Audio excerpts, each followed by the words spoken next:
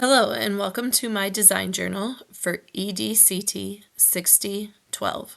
My name is Sarah Carlston and I am a 7th grade math teacher getting my master's degree in curriculum and instruction at Ohio University. I chose to use Google Classroom. It is something I use on a daily basis as a 7th grade teacher. So that is the platform I wanted to use since it is most beneficial to me. I'm starting this screencast here in my design journal. Here is the link to my Google Classroom if you would like to join and check it out. Here is the link to my syllabus, and we will come back up to that link in a little bit and check out my syllabus. Wanted to talk about my design journal a little bit first. So when I started thinking about this project, I was originally intending to do a unit or, my 4 modules or 6 weeks in one of my, regular 7th grade math class stuff, something that I could use for substitutes or when kids are absent or for parents to look at. And I had already decided I was going to use Google Classroom since that's what we use anyway for our lesson plans and for the students. I was going to do some videos and slideshows, screencasts, that kind of stuff, all the things we've learned in this class. And then a couple weeks later, I kind of had an epiphany right after Thanksgiving break, after a Monday when I came back, and I decided I wanted to change it from a general unit plan and instead plan for my advisory classes. Our 6th, 7th, and 8th grade have a special class called advisory, and it is every day, and each subject for the 7th grade has a day that they have to provide material for the entire 7th grade. I am the only 7th grade math teacher, and so every Monday we have Math Mondays, and I provide materials for all the different teachers in 7th grade to do math activities with their students. And so I thought this would be a great thing to do and would be super beneficial. So I planned out all my Math Mondays for second semester for this project. Unless I change jobs or a pandemic hits again, let's hope not, right? I really won't be creating an actual online course for my real life job. So this seemed like a great way to accomplish this assignment and the spirit of this assignment while also giving me something that I will actually use. I will use this every Monday next semester. So I planned out a whole semester's worth.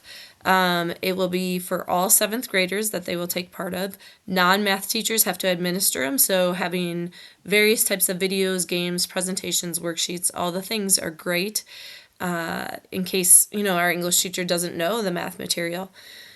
Then she has a video she can show and learn it or help the kids with it. These activities focus on enrichment, some basic skill work. They support some of the stuff we're doing in class and that kind of stuff. So once I made that decision, I was actually pretty excited to get started. And on December 5th, I did that. I got about half of it planned out on December 5th. I was able to use my pie video that I made for this course, so that was fun. I used a Jeopardy game. It wasn't the exact same one I had submitted for a game module in this one, but I implemented the Jeopardy into this. I used my presentation I had made. I think that was way back in Module 2. I used that. I created a new presentation as well. I also just kept the original Google Classroom unit I had made for this class. I just revamped the whole thing, but I kept the same Google Classroom platform on it.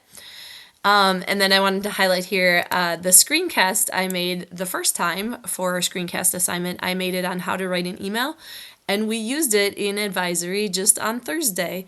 Our English teacher had wanted to do an assignment teaching the kids how to write an email, and so we showed my screencast video to all the 7th graders, and then we did the English teacher's Google Slides assignment. So it's kind of cool that everybody got to do it, and something that I had made for this class was really useful. And then today I worked on finishing it up and adding all of the materials. So I am done with the bulk of this assignment.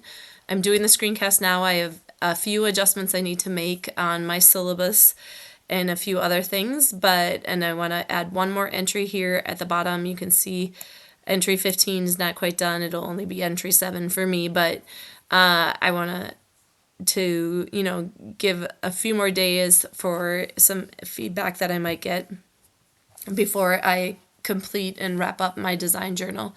But I wanted to get this screencast made. So let's go back up and link to my syllabus, and I will take you through that next.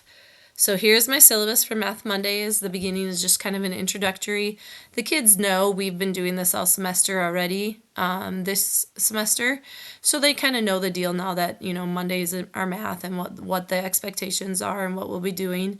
They're already in a Google Classroom for our advisory, but I linked this particular one for this assignment here again if you wanted to have another place to be able to get to it. There's my contact information at the school.